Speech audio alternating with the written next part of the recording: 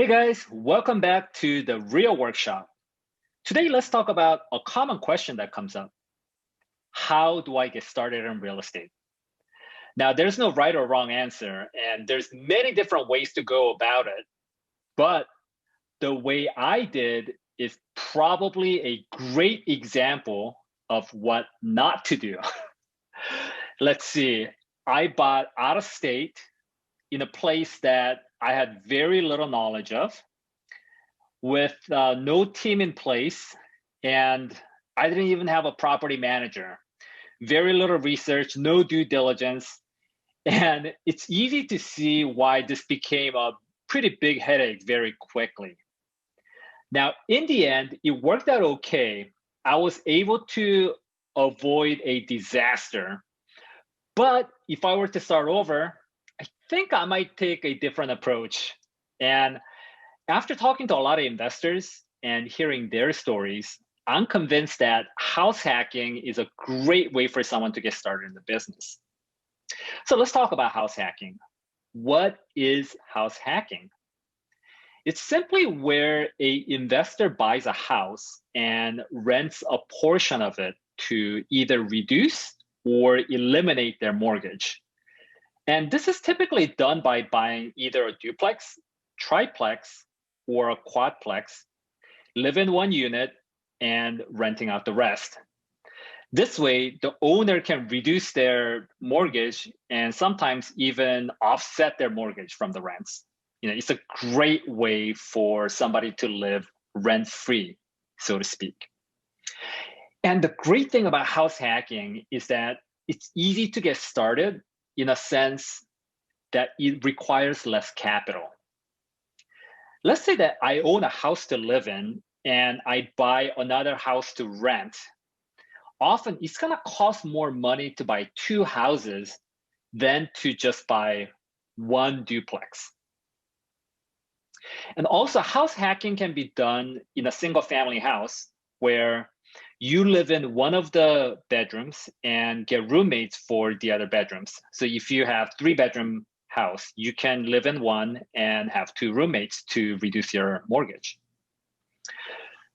The other reason that house hacking is easier to get into is that the investor gets more favorable loan terms.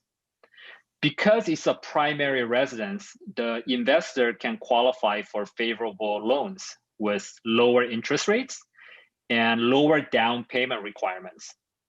If this is the first house that you buy, you may even qualify for what's called FHA loan, where you only put down 3.5% down. And this can be great, where you pay 3.5% down for a duplex or a triplex, rather than buying, 2 houses, with 20% down. And aside from, needing less capital and being able to qualify for great financing terms, house hacking is great in a sense that you're where the action is. You can keep an eye on your place, right? If you're a new investor, you might get blindsided by, some of the things that go on. But if you're living at the property, you can see a lot of the problems before they spin out of control, and you can address them early. And aside from keeping your eye on the property, you have a chance to get firsthand experience at being a landlord, leasing the units, dealing with the tenants, addressing repair requests, and a lot of other things. And these are great experiences in a sense that even when you get a landlord down the road, if you have experience being a landlord, it's a lot easier to work with the property manager and also to oversee their work, and also how to choose and recognize good property managers from bad ones. So being a landlord is an invaluable experience. In addition, house hacking is more forgiving than a remote investment property. My first property in Utah was negative cash flow at first, and it was a big source of nightmare. With house hacking, because it's your own house, there's less of a pressure to turn positive cash flow, right? You're making mortgage payments to your house anyway, and any rent that can reduce or offset the mortgage is just a bonus on top. So there's much more margin for error and less pressure for the property to turn positive cash flow. Finally, house hacking can be very lucrative. My Chicago property, which was my second house, it was a triplex, and I lived in one unit and rented out the other two. My unit was a 3-bedroom unit, and I had 2 roommates. And between the rents and the roommates, I was able to cover my mortgage. So I was able to save a lot of the living expenses, right? I essentially lived rent-free. So it's a great way to supercharge one's savings for other investments or other financial needs.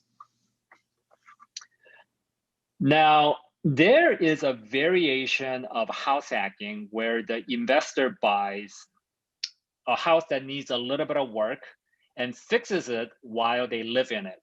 You can think of it as sort of a long-term flip. And this is much more forgiving than a regular flip because with a flip project, timing is everything. Every day that the project is not completed, you're losing money. So there's this gigantic pressure to get the job done as quickly as possible. When you live there, you can take your time. You're not in as much of a rush. You can pick, different material, different contractors. And if one doesn't go well, it's not a big deal. You just, get it right. There's no pressure to, finish the project in 3 months and turn a profit.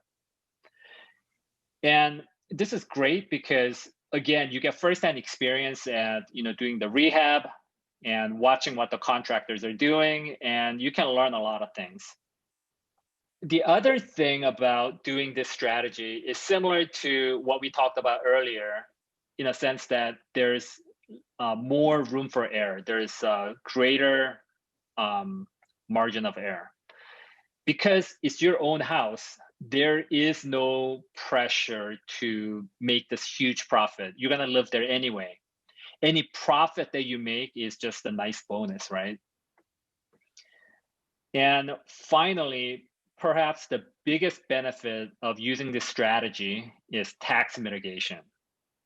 As a single person, you get $250,000, and as a married couple, you get $500,000 savings in capital gains.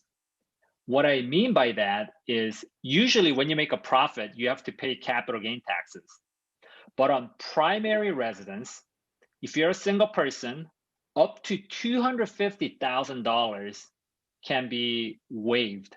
Basically, you pay no taxes on the gains of first $250,000. And for married couple, that's $500,000.